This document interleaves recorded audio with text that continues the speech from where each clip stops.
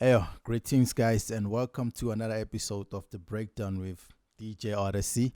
And today, I just want to do it's just a mixing tip, nothing major, nothing too hectic. I'm just gonna show you how to actually use your EQ, your equalizer, your parametric EQ on FL Studio, because most of you want to know how to mix, but for me, my mixing is just getting the right EQ. And like I said, like most of my videos, I EQ almost the same. I only do a little cut-offs and those type of things, but it's up to you, um, whether you cut off more or something. But for now, this is like something that you can do in the meantime to actually get your sounding like nice and clean. Like I like my sound clean, and so like I will say. So without wasting time, I want to play you this beat. I just removed the EQs from. I just disabled the EQs here. Um, what's happening is let me just play you the beat and make you hear how it sounds without the EQs. Let's play this.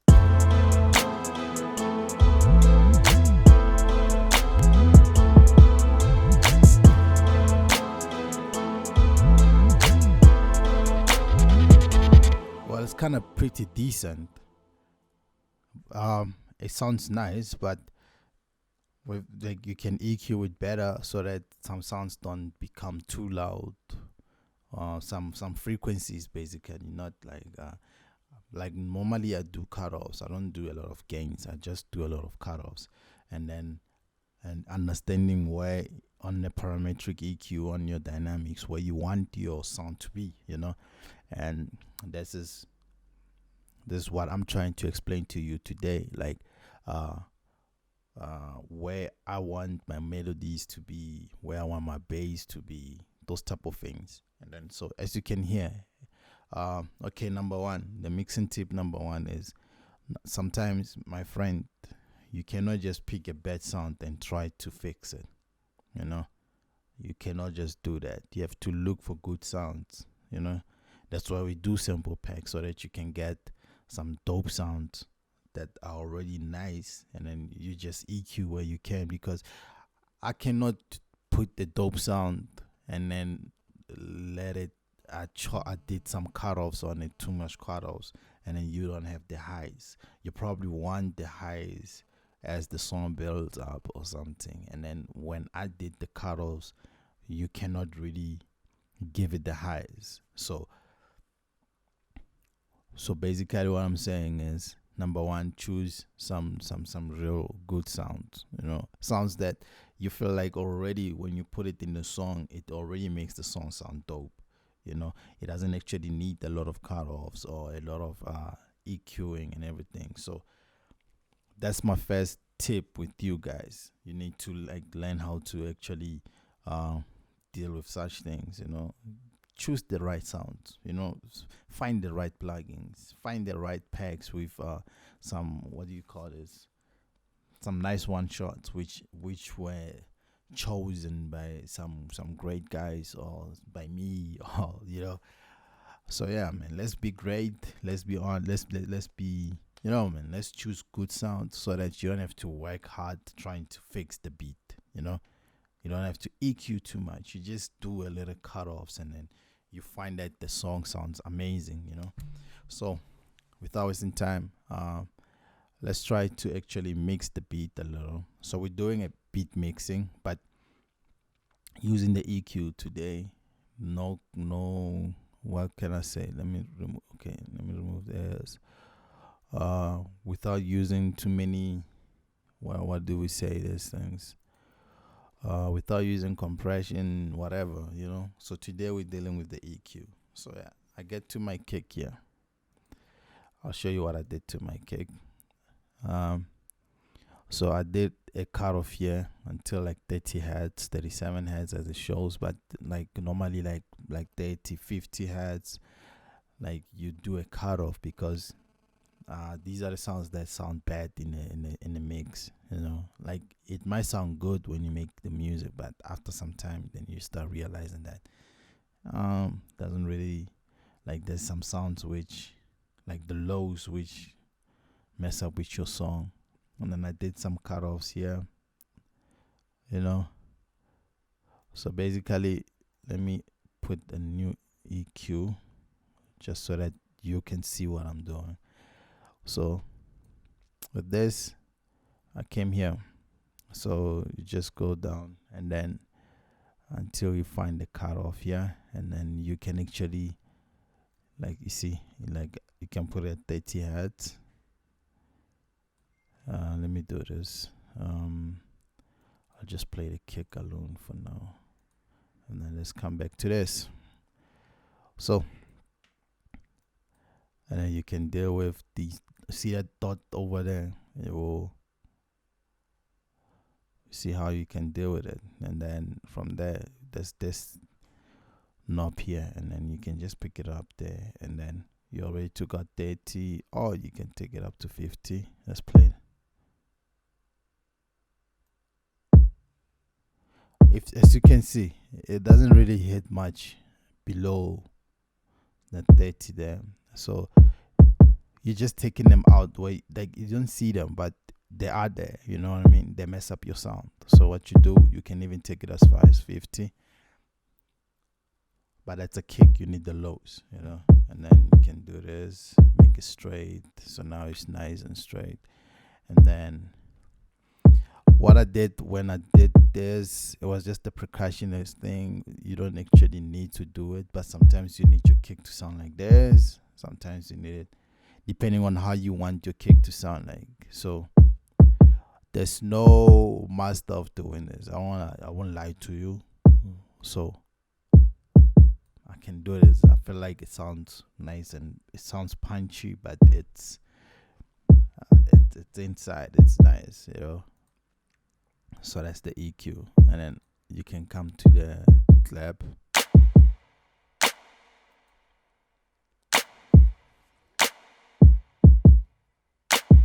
So as you can see, it's playing, and with the clap as well, you wanna take out the lows, and you do that.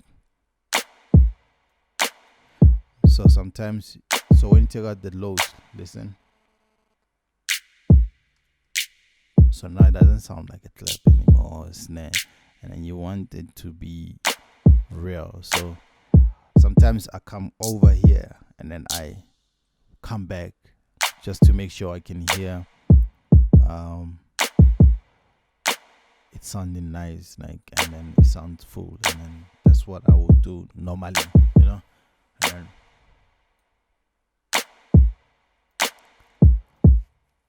so when it comes to your hi-hat, because I've already shown you how to cut off, and then so as well, I cut off the lows on the hi-hat so that they don't clash with the snare or clap. And then so for now, let's introduce the hi-hats. They sound nice, but you need to put the thing here. Sometimes you can even go as far as that, and sometimes you can even do a cutoff on the. You can do a cutoff here on the highs, so that they don't become too harsh, but you don't do it too much. So it depends on how you want your hi-hat to sound. Sometimes you want it over here, or you just want it here, and then you're good, you know. And then, so if you noticed already, my kick is sitting on this range.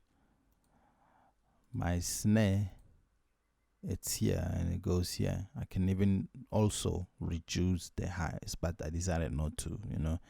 And then my head, it's here. So you have a clap punching here, a kick punching here. So now you already know where your kick is supposed to be, your clap is supposed to be, and your snare is supposed to be.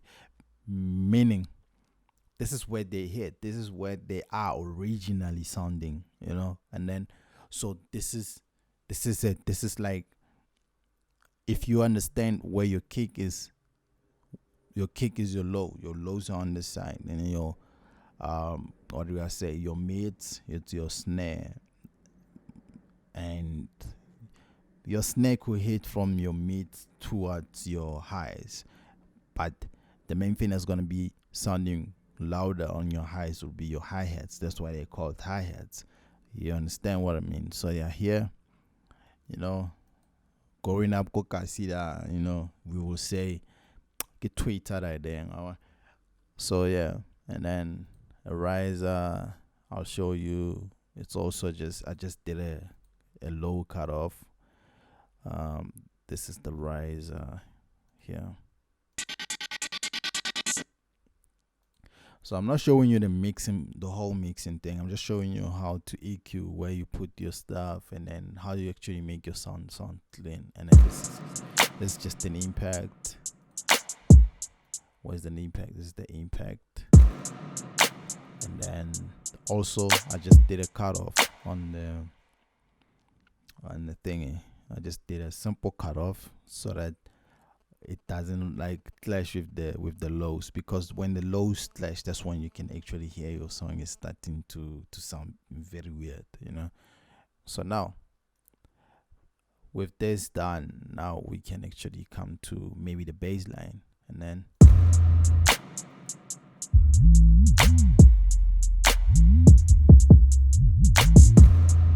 okay, what I did with the bass is I took out some lows, but I don't, like I said, 50, you can keep it at 50, and then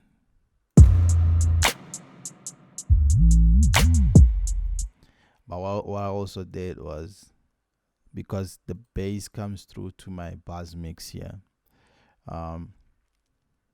it was just what I felt like the bass needed, so I put down another EQ on the bass. This one cuts off the highs,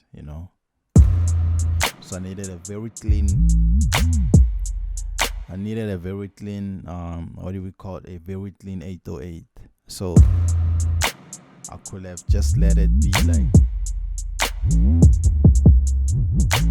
as you can hear, it's not that clean, so I took out the highs.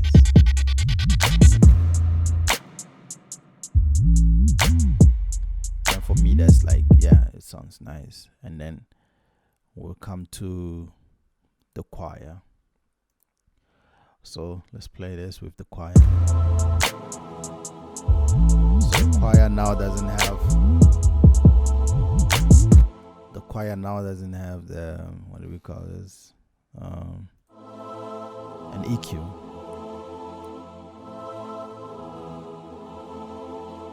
So what you want to do, you already know that you have a 808 that's gonna play, right?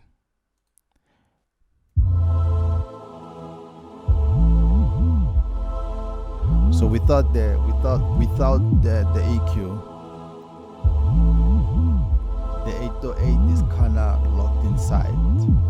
So now let's put the EQ. So I've just made room for the 808, and I've made room for something else that's gonna be high on the melodies. So I decided I need the choir to be here in the middle here, and that is how it sounds. You can increase it,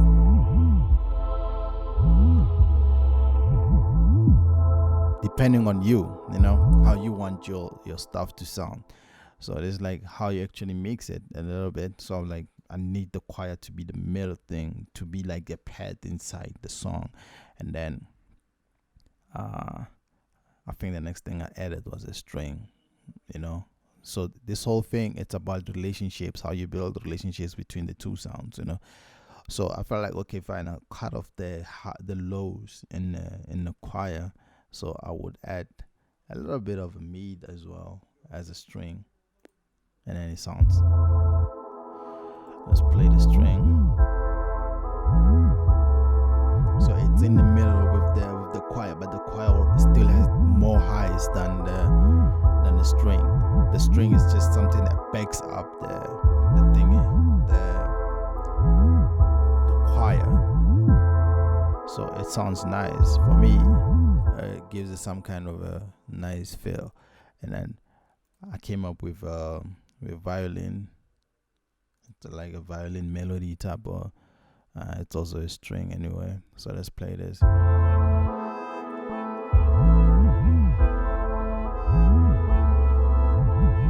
As you can hear, it's high, but let's feel the difference.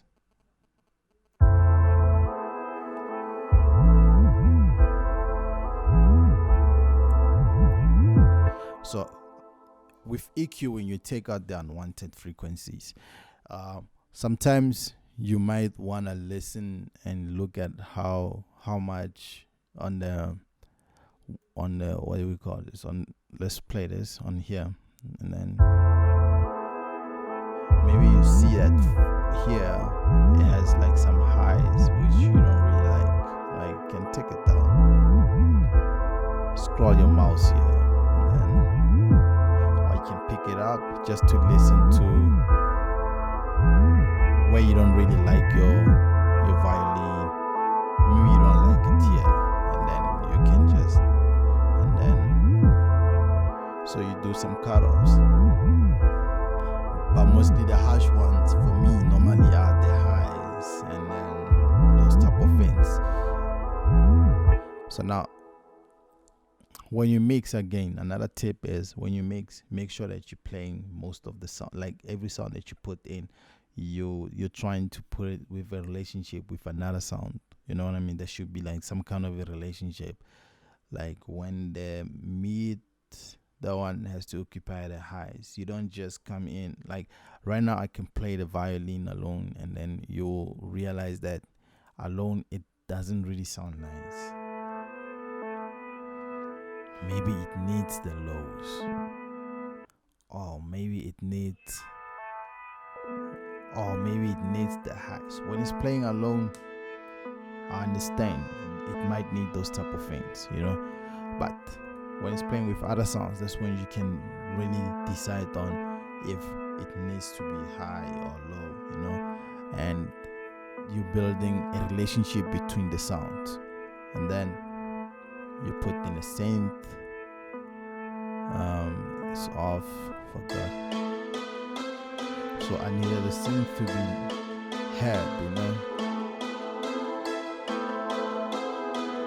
So, but they don't have to be as high as the sound now. So now it sounds like this. I could be like this.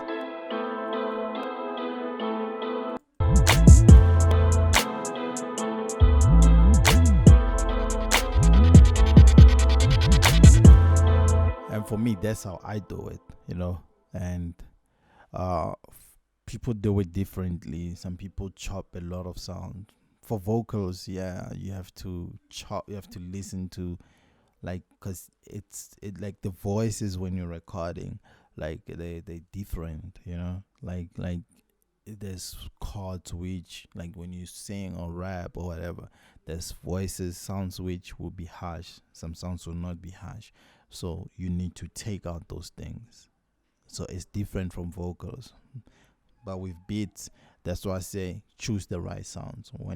After choosing the right sounds, these sounds, they don't need too much EQing. They just need cutoffs so that they can sit well in the mix, and then the song will sound dope, you know. And I think that sums up my tutorial for today, you know. Like, I hope you guys learned something. And if you're a rapper and you wanna lease or buy this beat, it's in my beat store. The link is in the description. There's a beat store available on BeatStars, beatstars.com/Odyccy, not DJ Odyssey, but /Odyssey, ODYCCY, and then you will find my profile, and then you can be able to purchase beats from there. So yeah, thank you very much.